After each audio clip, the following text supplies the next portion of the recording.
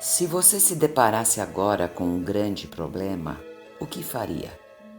Se desesperaria, correria, iria chorar? Dependendo de sua resposta, posso te dizer se você é ou não uma pessoa resiliente. Mas afinal, o que é ser resiliente? Hoje nosso vídeo tratará sobre esse assunto. O que é a resiliência humana? Algumas definições sobre resiliência humana. É a capacidade que se tem de se recuperar dos problemas e dificuldades que atravessam a nossa vida e na sua capacidade de lidar com isso, não ficando sobrecarregado. É a capacidade de uma pessoa lidar com seus próprios problemas, vencer obstáculos e não ceder à pressão, seja qual for a situação. É a capacidade do indivíduo de tomar uma decisão quando tem a chance de tomar uma atitude que é correta e, ao mesmo tempo, tem medo do que isso possa ocasionar. Essa resiliência demonstra se uma pessoa funciona bem ou não sob pressão. Para você ter ideia desse conceito, separei 3 exemplos de pessoas com alto grau de resiliência que se tornaram ícones da humanidade. O ex-presidente Nelson Mandela, que combateu o apartheid. O físico Stephen Hawking e a luta contra a esclerose. O psiquiatra Viktor Frankl e a vida durante o Holocausto. Sugiro para aqueles que desejam se aprofundar sobre as suas histórias a leitura completa destes personagens. Por que foram consideradas pessoas com alto grau de resiliência? No mínimo, tiveram e sentiram-se capazes de se adaptarem ou até mesmo evoluírem após momentos de adversidade. Deram a volta por cima, lidando e superando, e com isso transformaram experiências negativas em aprendizado. Podemos transformar estas experiências ditas negativas e pesarosas em grande oportunidade para nossas almas. Apresento para você 6 motivos para desenvolver a resiliência. Refina o seu propósito de vida. Todos nós já nos questionamos em algum momento sobre o propósito e sentido de nossas vidas. Para algumas pessoas, esta busca é contínua. Fique atento com os problemas diários, como ir ao supermercado, limpar a casa, pagar contas. Esses problemas podem nos tirar o foco para um propósito maior. Nos momentos difíceis, porém, o nosso propósito se torna importante fonte de inspiração e motivação. Um forte senso de propósito e significado é o fundamento no qual todo o processo de cura e renovação se torna possível depois das adversidades. Quais seriam, então, os 3 grandes propósitos de vida do ser humano? Provavelmente seriam pessoas, causas ou fé. Pessoas, como filhos, parceiros e familiares em geral, pelos quais temos grande amor e carinho. Buscamos ajudá-los, amá-los, protegê-los, apoiá-los e não decepcioná-los. Um caráter resiliente é importante para alcançar esses objetivos. Causas: lutas contra a fome no mundo ou em favor dos animais, ajudar pessoas carentes são exemplos comuns de causas que se transformam em propósitos de vida e podem ajudar a impulsionar o surgimento de uma força maior em um caráter resiliente. fé, desde religiões tradicionais que promovem um poderoso sentimento de conexão pessoal com o Criador, até mesmo práticas religiosas menos formais têm o poder de produzir um sentimento de conexão com o universo e podem promover profundo sentimento de propósito. Diante da adversidade, o sentimento propósito sustenta e provém motivação suficiente para sermos perseverantes. Essa conexão e esse sistema de crenças pessoais ajudam a criar a compreensão de que as adversidades têm razões maiores, mesmo que não sejam claras naquele momento. Autoconhecimento é sem dúvida um componente importante da resiliência. Crenças infundadas a respeito das forças e vulnerabilidade de alguém podem dificultar ou até mesmo inviabilizar a separação e recuperação diante da adversidade. Muitas pessoas têm dificuldade em entender e identificar as próprias qualidades. Entretanto, elas são capazes de identificar suas fraquezas com bastante facilidade. Isso porque alguns pensam que devem minimizar suas forças de caráter para não parecerem arrogantes. Essa falta de equilíbrio é ruim, porque logicamente nós somente alcançaremos algum nível de sucesso em nossas vidas usando nossas forças.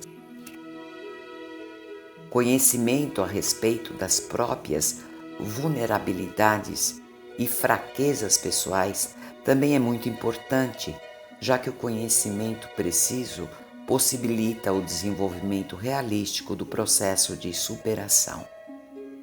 O indivíduo resiliente é aquele que tem clareza de suas forças e fraquezas e sabe qual é o seu limite, mas também acredita que limites existem para serem superados. Elimine, na medida do possível, a avalanche de pensamentos negativos que te visitam diariamente. Não se culpe por tais pensamentos, porque saiba que biologicamente somos programados a estar mais alertas às coisas negativas do que positivas. Nossos antepassados, que lidavam com muitas adversidades, como enfrentar um animal selvagem ou condições de vida extremas, nos transferiram o costume de pensar negativamente através da genética. Atualmente, este antigo viés interfere no nosso bem-estar e nossa capacidade de realização.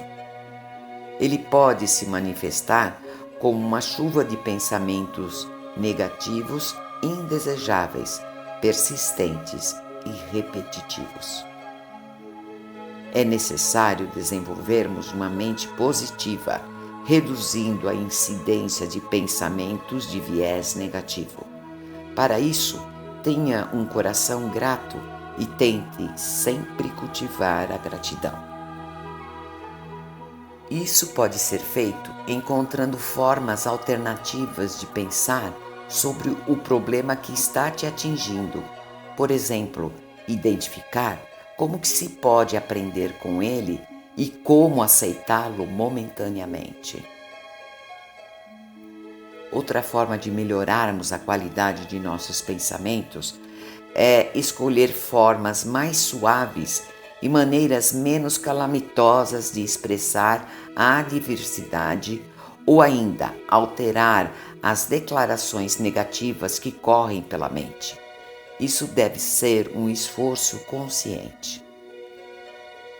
Todo pensamento negativo que nos visita tem sim o poder potencial para sequestrar o pensamento racional e assim reduzir a resiliência. As emoções negativas, quando chegam, tipo medo, raiva, culpa e tristeza, elas estão associadas com picos de adrenalina e cortisol, e esses picos preparam instintivamente o seu corpo e ativam seus instintos de sobrevivência, ou seja, produzem reações de luta, fuga ou congelamento. Essas reações, se experimentadas diariamente, podem ser prejudiciais para a saúde. Existem 3 exercícios que aconselho serem realizados.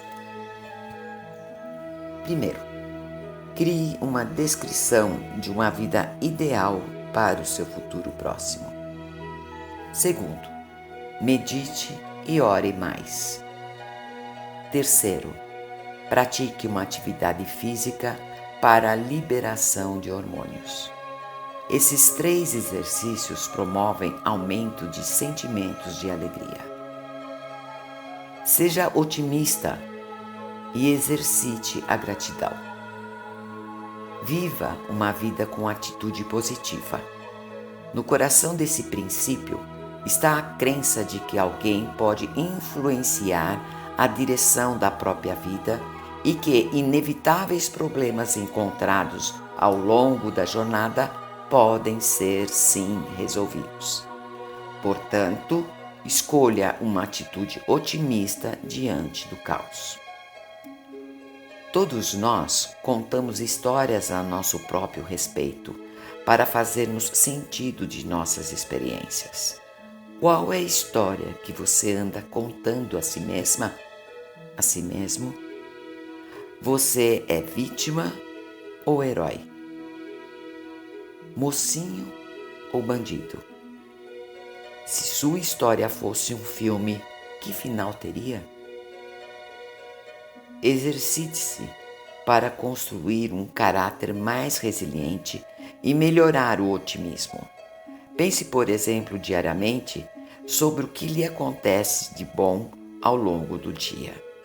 Seja grata, seja grato. Persevere e lute. Lidar com as adversidades requer alguma ação.